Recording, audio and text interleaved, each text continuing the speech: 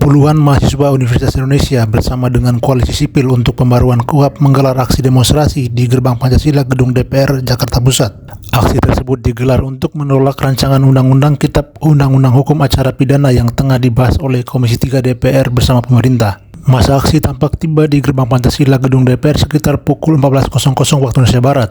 Setibanya di Gerbang Pancasila Gedung DPR, masa aksi tampak menyuarakan penolakan terhadap RUU KUHP. Anggota Koalisi Sipil untuk Pembaruan KUHP Daniel Winarta mengatakan pihaknya mengkritisi pembahasan RUU KUHP karena dianggap cenderung tidak transparan. Selain itu, Daniel menjelaskan bahwa secara substansi RUU KUHP juga memuat banyak pasal-pasal yang bermasalah. KUHP itu kan dia mengatur soal bagaimana kewenangan aparat penegak hukum. Jadi bagaimana polisi bertindak, jaksa bertindak, hakim bertindak itu diatur. Nah, teman-teman mahasiswa dan rekan-rekan yang lain itu concern terhadap bagaimana KUHP ini dibentuk.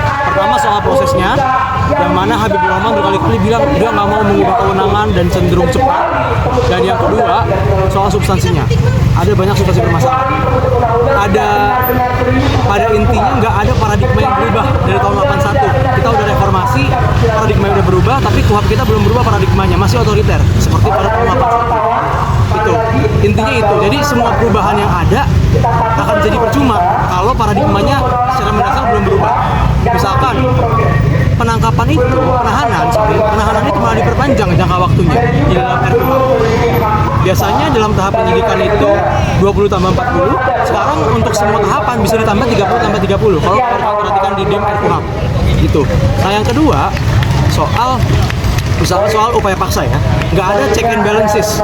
Jadi kalau misalkan penyidik mau nahan orang, dia bisa nahan aja tuh tanpa harus ada izin pengadilan, tanpa diperiksa sama orang-orang lain, gitu ya. Jadi kita mendorong KUHP yang melindungi hak asasi manusia, gitu. Jangan lupa subscribe ya.